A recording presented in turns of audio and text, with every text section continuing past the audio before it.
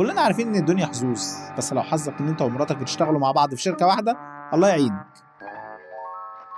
هتلاقي ناس بتقولك الشغل مع الزوجة حاجة جميلة، هو ده طبعا ما اقدرش انكر، بس اللي يقولك كده اكيد ما جربش يشتغل مع مراته. والشغل مع شريك الحياة عامة له مراحل. المرحلة الاولى انا وانت فريق واحد، اول يوم في الشغل سوا هتلاقوا الدنيا وردي، احنا هننجح مع بعض، هنكسر الدنيا، انا في ظهرك وكل الكلام الجميل ده. بس اول مشكلة بسيطة تلاقيها بتبيعك، على فكرة انا لو كنت خلصت الشغل ده لوحدي كنت هخلصه اسرع. تحس فجأة ان انت بقيت موظف في شركتها، مش شريكها في الشغل ولا حتى زميلها. المرحلة الثانية الصدمات اليومية، هنا تبدأ تكتشف ان انتوا مختلفين في كل حاجة في الشغل. انت شايف ان الاجتماع يبدأ 9، هي شايفة ان الاجتماع لازم يبدأ بعد القهوة، وتراجع الايميلات كده على رواق. المهم لو حصل اختلاف بسيط في الشغل مش هيبقى فيه مناقشة مهنية خالص، هتلاقي نفسك بتعيد خناقة امبارح بالليل بس في الشغل. اما بقى المرحلة الثالثة الشغل في البيت، في الطبيعي الشغل بيخلص وبترجع البيت، الا هنا البيت نفسه بقى اجتماع كبير، وتلاقي نفسك داخل في استجواب. ليه ما عملتش اللي قلت لك عليه في الشغل النهارده؟ طب برضه ما انت ما قدمتيش تقرير. ده انت ممكن تلاقيها بعتلك ايميل تقول لك فيه الاهتمام ما بيطلبش. بس خلينا هنا نبص للجانب الايجابي، النجاح لما بيجي